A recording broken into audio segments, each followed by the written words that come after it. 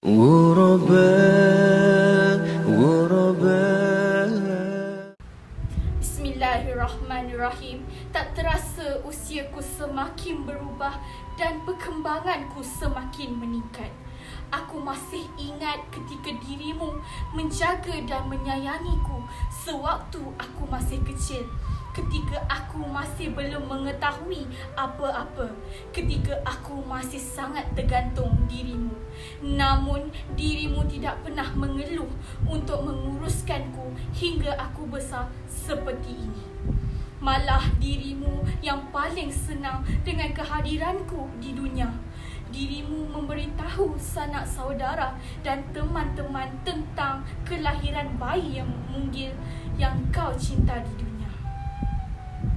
Melati kuntum tumbuh melata, sayang merbah di pohon cemara. Assalamualaikum mulanya kata, saya bicara pembuka bicara. Saya Adriana Ernida daripada kelas Al-Ghurabah PP Ustaz Zairi bin Zainal akan menyampaikan tajuk pidato saya mengenai idolaku, iaitu ibuku.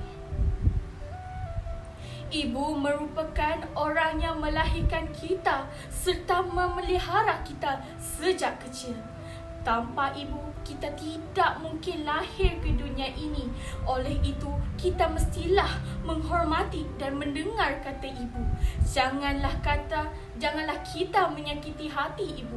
Setiap tahun kita merayakan Hari Ibu di seluruh dunia untuk menandakan penghargaan terhadap pengorbanan seorang ibu yang menjadi tulang belakang rusuk terhadap keluarga dan pengorbanan kehidupannya demi kebahagiaan keluarga yang tercinta. Hadirin yang dihormati sekalian, meneliti tajuk pidato yang saya sampaikan pada hari ini ialah idolaku. Saya tahu setiap orang mesti mempunyai idola yang tersendiri. Marilah sejenak kita lihat ke belakang. Sebelum kita dilahirkan ke dunia ini, ibu kita mengandungkan kita selama 9 bulan. Walaupun ada yang kurang dari itu atau mungkin lebih, tapi umumnya masa kehamilan iaitu 9 bulan. Setelah itu, ibu mempertarungkan nyawanya sembari menahan rasa sakit yang begitu dahsyatnya hanya demi untuk melahirkan kita. Kurang lebih 2 tahun ibu menyusui kita tanpa kenal waktu. Siang beliau jadikan malam kerana semalaman ibu tidak pernah berjaga dan tidak cukup tidur. Malahan pun dijadikan siang walaupun beliau diwarnai dengan suara rengekan dan tangisan kita. Penonton yang saya hormati sekalian, ibu seringkali mengajarkan erti kehidupan kepadaku. Dia mengajarkanku bagaimana harus bertahan dalam kejamnya hidup. Dirimu pula mengajarkan cinta dan peduli terhadap sesama. Tidak lupa dirimu mengajarkanku tentang kemandirian. Entah beberapa banyak hal yang bunda ajarkan kepadaku hingga membuatku mampu berdiri di atas kaki sendiri.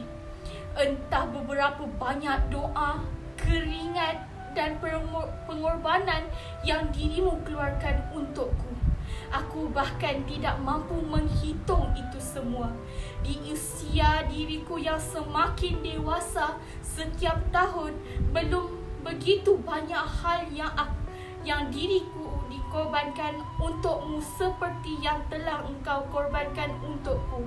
Kewangan yang telah engkau kumpulkan dan hasil jernih payah bekerja mungkin tidak akan cukup menggantikan pengorbananmu dari awal kandungan hingga membesarkanku kini. Lantas, apa yang telah aku perbuat untuk membalas dirimu? Namun pun diriku belum dapat membalas pengorbananmu. Dirimu tidak pernah putus menyayangiku. Ketika dalam hatimu yang terdalam kau tidak mengharapkan apapun terkecuali baktiku kepadamu, tidak membantah atau berkata kasar yang membuat hatimu terasa. Ya Allah, jika jika aku boleh membantu satu permintaan kepadamu, maka hanya satu yang ku minta. Bahagiakanlah dan lindungilah beliau seperti ia menyayangiku dan menjagaku dengan sepenuh hati. Jangan biarkan beliau merasakan sakit lagi. Limpahkanlah kesakitan itu kepada diriku kerana sudah begitu banyak penderitaan yang beliau alami. Ya Allah, berikanlah ia kebahagiaan dan ketenteraman hati.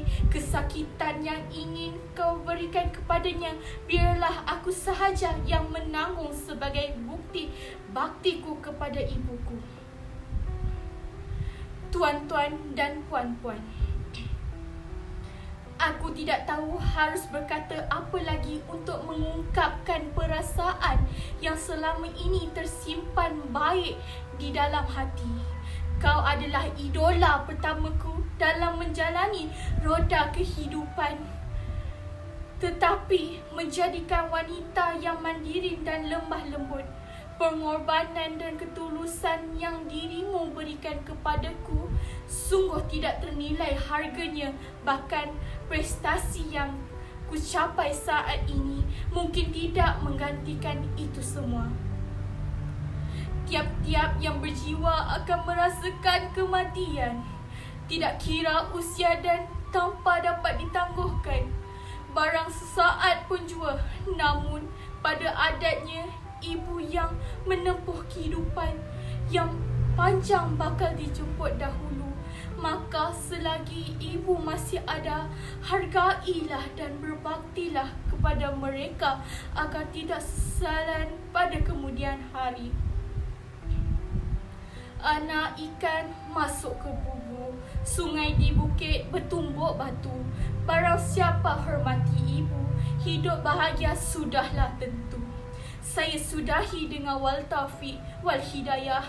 Wassalamualaikum warahmatullahi wabarakatuh. Semoga kalian selalu di samping dengan orang yang anda sayang.